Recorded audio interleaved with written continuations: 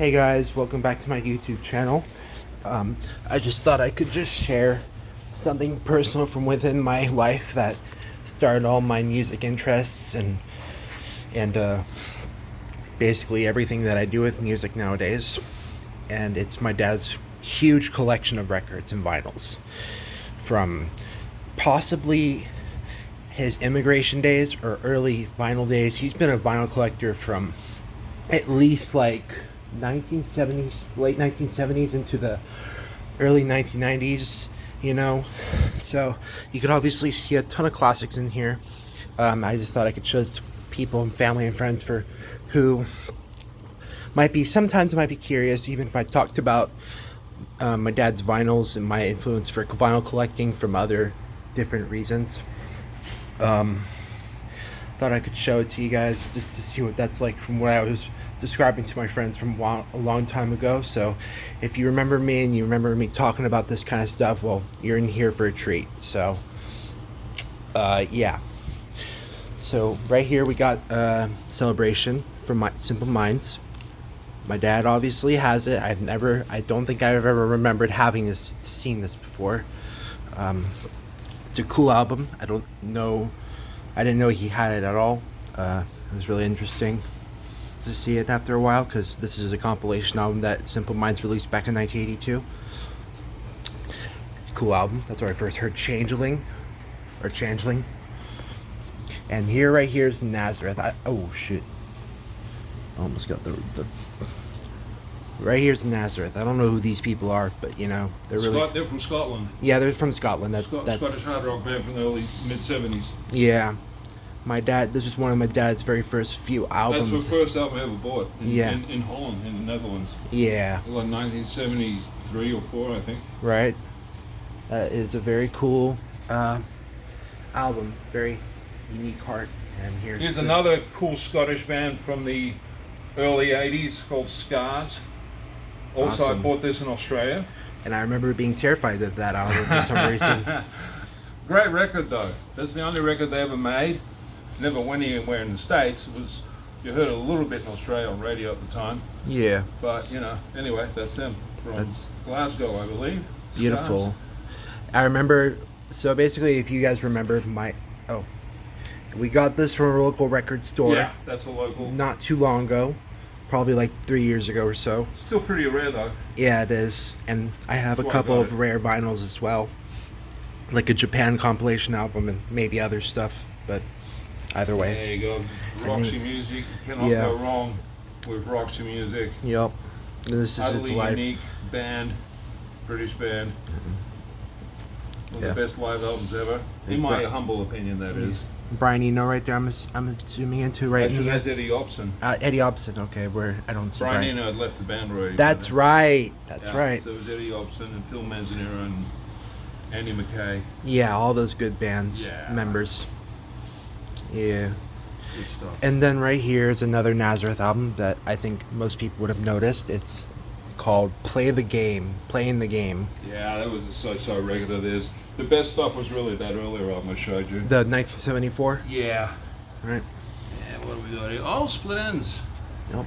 Good old Split Ends. Corollary. Who doesn't love that stuff? Who doesn't love Split Ends? That's an Aboriginal term for dance. Really? Yeah. That's cool. It is. It's a corroboree is a Sorry. It's like a native dance party. God, what's the word I'm looking for? I can't think of it right now. But anyway, it's native to the Aboriginal peoples of Australia. Right on. Split Ends. Yup. Who doesn't love them? Oh, Budgie. Another obscured British band from the 70s who were actually pretty good, made a lot of records. Yeah. But never got much attention.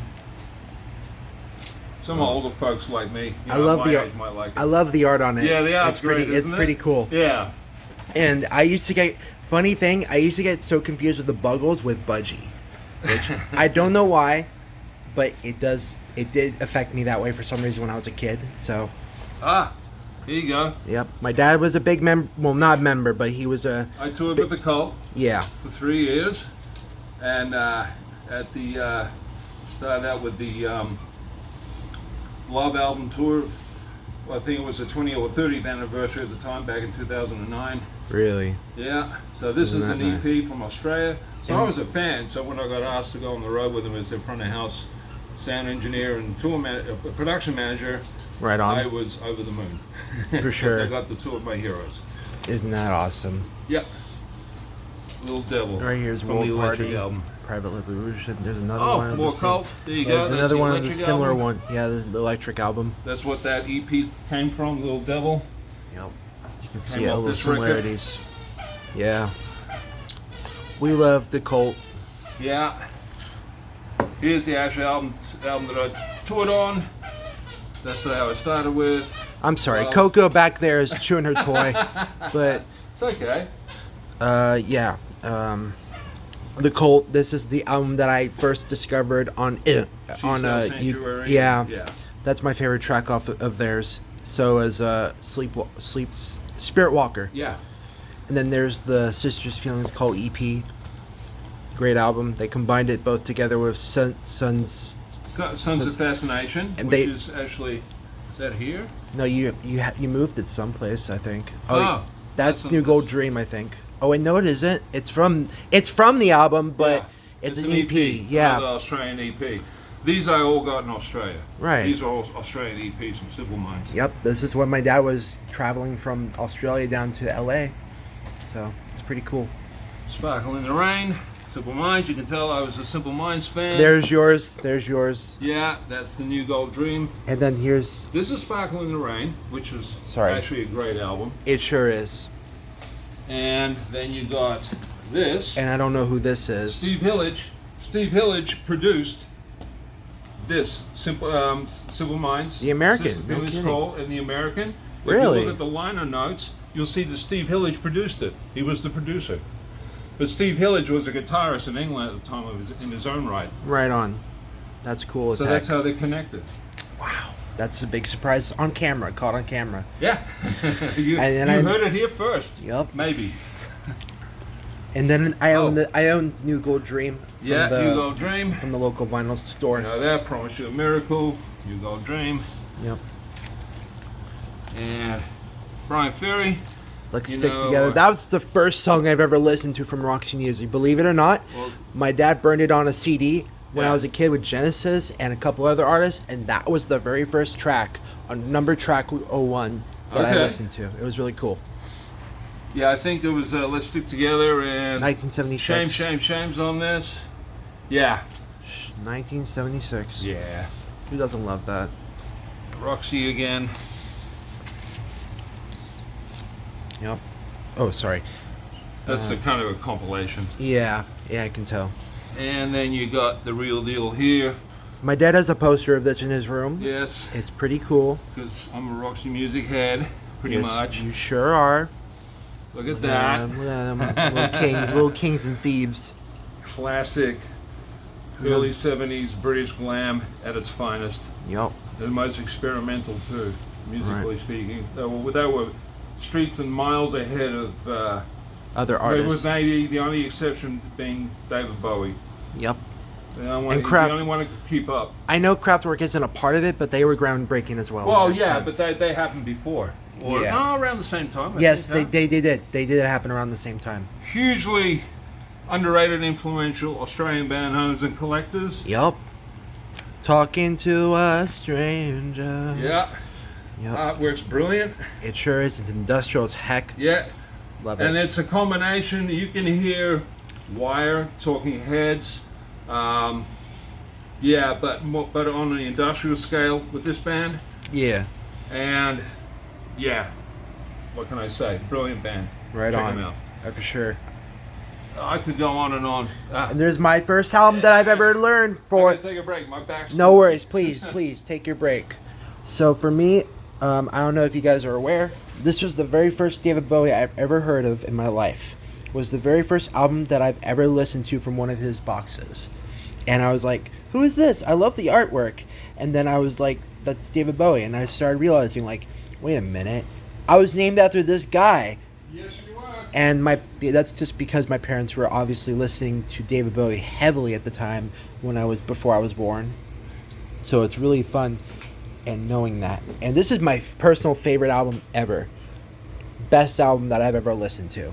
Makes it nostalgic for me to listen to. Even though this is like 10 years ago, or 11 at least. But still. Brilliant album. Better than his most 80s mantras. And we have Station to Station, David Bowie. Classic album. We love Golden, not Golden Brown, that's the Strangles, but another track. Some popular track that everyone knows about. I also have this in my vinyl collection as well. There's some ZZ Top. My dad worked with this band. I think there's a signature on the back. No, there isn't, but my dad worked with this band. I believe he did. I'm not too sure, but my dad liked them a lot. And right here, obviously this popped in my head already, but it's the Genesis album from 1983. One of the albums that came off the CD that my dad burned, along with Roxy Music and maybe trying to think of other artists. I don't know. Just only Roxy Music, I guess. So and Queen. That's who I was referring to. Next up we have right here is the classic Gorillaz Demon Days album. We love this album. Everybody does. Great album. Highly listen to it if you're a beginner of Gorillaz. My favorite tracks off of this album are Dare and Feel Good Incorporated. So, fucking great album. And right here, I don't know who this is, but this is... I don't know who this is, but I've never seen it either. I might have seen it before, but I didn't know he had a small at all. But it's pretty cool. Cool history. The last album, I will wrap this up for at least part one of this entire series. Let's see if we know who World Party is, probably. I don't, and I used to think this is Block Party as a kid, but it's different. So, and right here's the Stranglers. We all know Golden Brown. I never grew up with this album, but I've heard people loved it, so because of Golden Brown. So, and this was the first Stranglers album that I've ever listened to as a kid.